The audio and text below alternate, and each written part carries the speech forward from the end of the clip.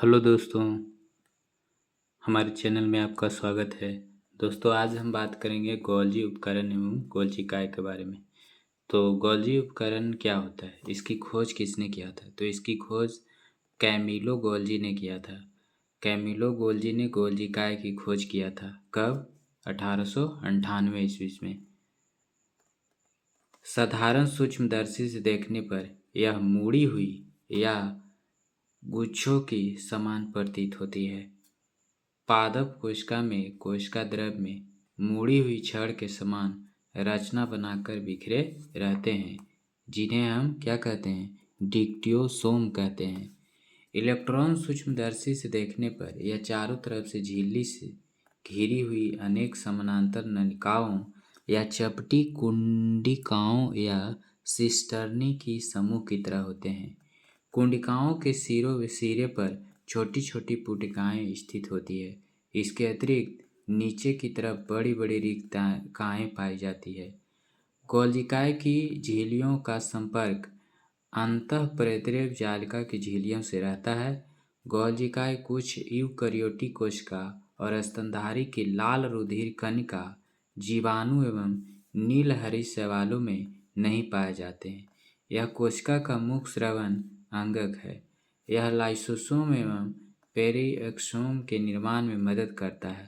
पादप कोशिका विभाजन के समय यह कोशिका प्लेट बनाने में सहायता प्रदान करता है। अब हम लोग बात करते हैं लाइसोसोम के बारे में। तो लाइसोसोम क्या होता है? लाइसोसोम की खोज क्रिश्चियन डी डीवे ने 1958 ईस्वी में किया था। यह बहुत ही सूक्ष्म कोशिकांग है जो छोटी छोटी पुटिकाओं के रूप में पाए जाते हैं। इसके चारों तरफ एक पतली झिल्ली होती है। इसका आकार बहुत छोटा और थैली जैसा होता है। इसमें ऐसे एंजाइम होते हैं जिनमें जीव द्रव को घुला देने या नष्ट कर देने की क्षमता रहती है। कोशिकीय उपापचय में व्यवधान के कारण जब कोशिका क्षतिग्रस्त हो जाती है तो लाइसोसोम फट जाते हैं एवं इसमें मौजूद एंजाइम अपनी ही कोशिका को पाचित कर देते हैं। इसके परिणाम स्वरूप कोशिका की मृत्यु हो जाती है। अतः इसे आत्महत्या की थैली कहा जाता है। लाइसोसोम को आत्महत्या की थैली भी कहा जाता है। ये कोशिका में प्रवेश करने वाले बड़े कणों एवं बाहरी पदार्थों का पाचन करता है। अतः यह कोशिकीय पदार्थों तथा अंगों के टूटे फूटे भागों को पाजित कर कोशिका को साफ करता है और यह जीवाणु एवं विषाणु से रक्षा करता है। अब हम लोग जानते हैं माइटोकॉन्ड्रिया के बारे में। माइटोकॉन्ड्रिया क्या होता है? इसकी खोज अल्टमेन नामक वैज्ञानिक ने 1890 ईस्वी में किया था। यह कोशिकीय द्रव में पाई जाने वाली बहुत महत्वपूर्ण रचना है जो कोशिका द्रव में बिखरी रहती है।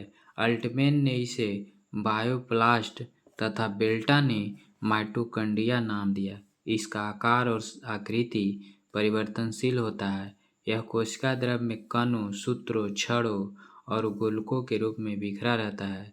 प्रत्येक माइटोकॉन्ड्रिया एक बाहरी झिल्ली एवं अंतः झिल्ली के चारों ओर घिरी रहती है तथा इसके बीच में एक तरल युक्त गुहा होती है जिसे माइटोकॉन्ड्रियल गुहा कहते हैं। माइटोकॉन्ड्रिया की भीतरी झिल्ली से अनेक प्रवध निकलकर माइटोकॉन्ड्रियल गुहा मैट्रिक्स में लटके रहते हैं, जिन्हें क्रिस्टी कहते हैं। क्रिस्टी की सतह पर F1 कण एवं ऑक्सीसोम पाए जाते हैं।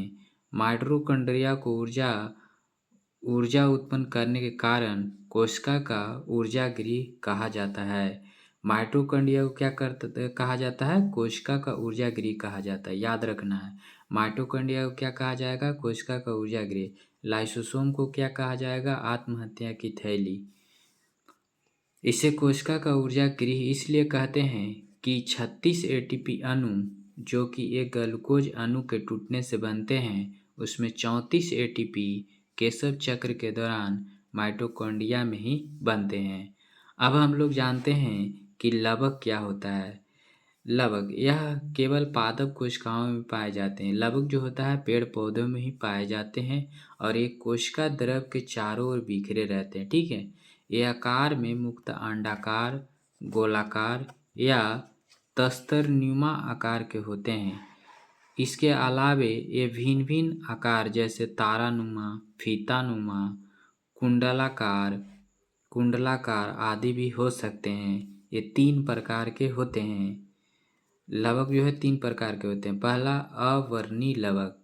अवर्णी लवक क्या होता है? तो यह पौधे के उन भागों की कोशिकाओं में पाया जाता है जो सूर्य के प्रकाश से वंचित रहते हैं, जैसे जड़, भूमिगत तना में।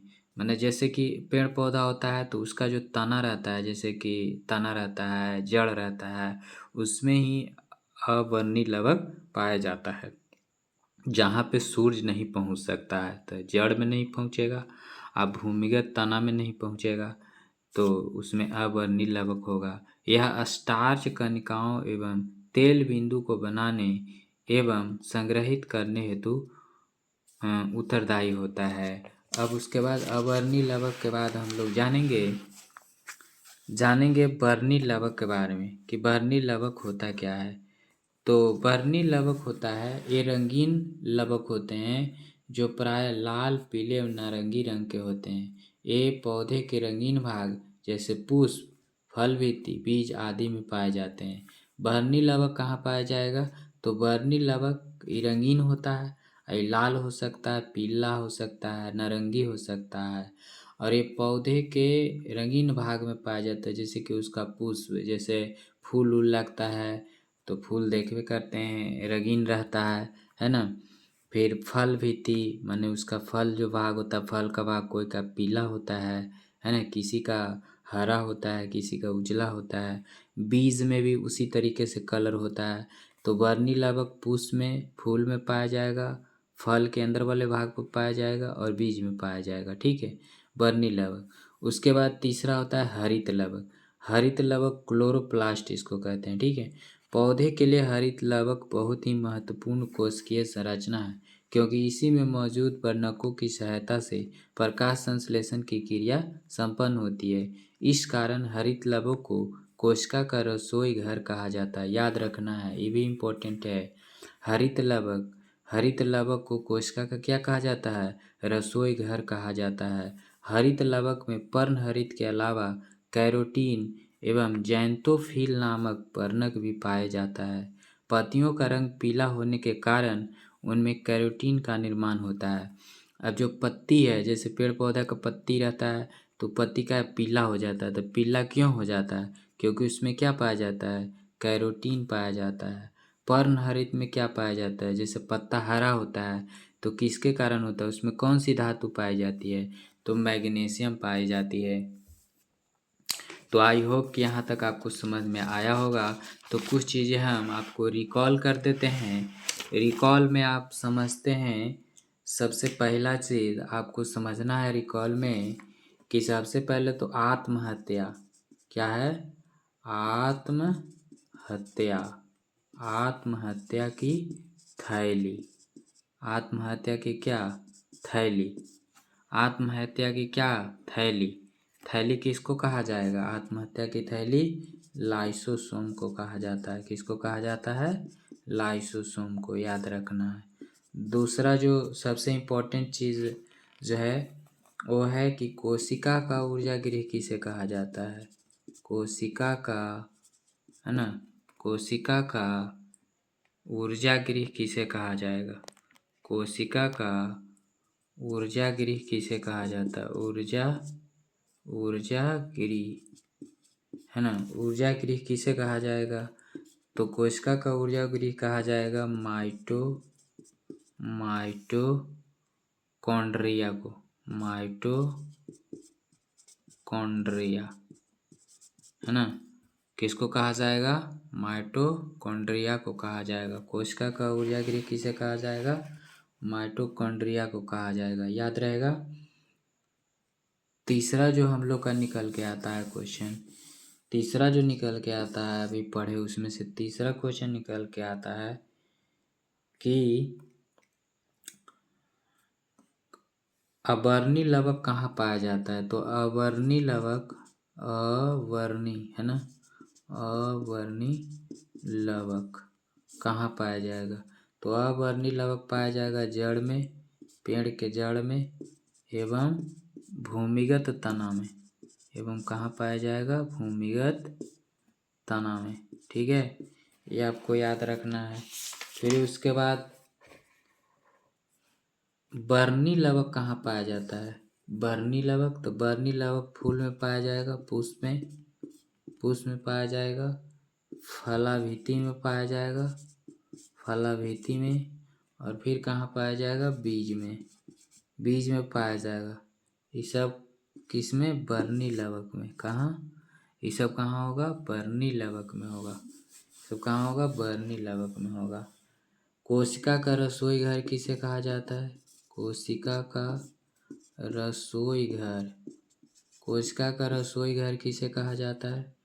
तो कोशिका का रसोई घर किसे कहा जाएगा? हरित लवक को, हरित लवक को कोशिका का रसोई घर किसे कहेंगे? हरित लवक को कहेंगे। अच्छा, उसके बाद इसमें क्या है? जो है अगर जैसे पेड़ है तो पेड़ का जो पत्ता होता है, पत्ती उसको कहते हैं। तो पत्ती जो होता है वो पीला हो जाता है। आपने देखा होगा पेड़ का जो पत्ती है वो क्या हो जाता है? पीला हो जाता है। पेड़ का पत्ती क्या हो जाता है? पत्तियां क्या हो जाता है? पीला हो जाता है। किसके कारण पीला हो जाता है? पीला होने का कारण कौन है? कैरोटीन। कौन है? कैरोटीन। कैरोटीन क्या है? कैरोटीन। कैरोटीन पाया जाता है पत्तियां में, इसीलिए पत्तियां क्या हो जाता है? पेड़ का पीला हो जाता है। फिर उसके बाद एक चीज़ और पाया उसमें जाता है, कैरोटीन के साथ साथ जैंथोफिल पाया जाता है। क्या पाया जाता है? जैंथोफिल पाया जाता है, जिसके कारण ही पेड़ की पत्तियां क्या हो जाती है? पीला हो जाती है। एक तो कैरोटीन है, दूसरा जैंथोफिल पाया जाता है। फिर अब आते हैं कि जो पेड़ पौधे होते हैं उसका पत्तियां क्या होता है? हर्रा होता है। पत्तियां क्या होता है? हर्रा। तो हर्रा किसके कारण होता है? तो हर्रा किसके कारण होता है? तो पर्णहरित के कारण होता है। पर्णहरित के कारण होता है। या फिर इसी को हम क्या कह सकते हैं? हरित लवक कह सकते हैं। क्या कह सकते हैं? हरित लवक के कारण भी हो सकता है। हरित लवक के कारण भी पत्तियां कैसा होगा? हरा होगा। पर्णहरित के कारण या हरित लवक के कारण पत्तियां हरा होता है। उसके बाद पर्णहरित में क्या पाया जाता है? तो पर्णहरित में कौन सी धातु पाया जाता है? तो पूछेगा परीक्षा में, तो मैग्नीशियम। क्या लगाना है? मैग्नीशियम। पर्णहरित में क्या पाया जाएगा? मैग्नीशियम पाया जाता है। मैग्नीशियम नाम का धातु पाया जाता है। पत्तियां हरा क्यों होता है? पर्णहरित या हरित लवक के कारण। पर्णहरित में कौन सा धातु पाया जाता है? मैग्नीशियम। पत्तियां पीला क्यों होता है? कैरोटीन या जैंथोफिल के कारण। तो आई होप कि आपको ये वीडियो बहुत अच्छा लगा होगा। तो हमारे चैनल को आप सब्सक्राइब करके लाइक और शेयर कर दीजिएगा। फिर मिलेंगे हम अगले वीडियो में।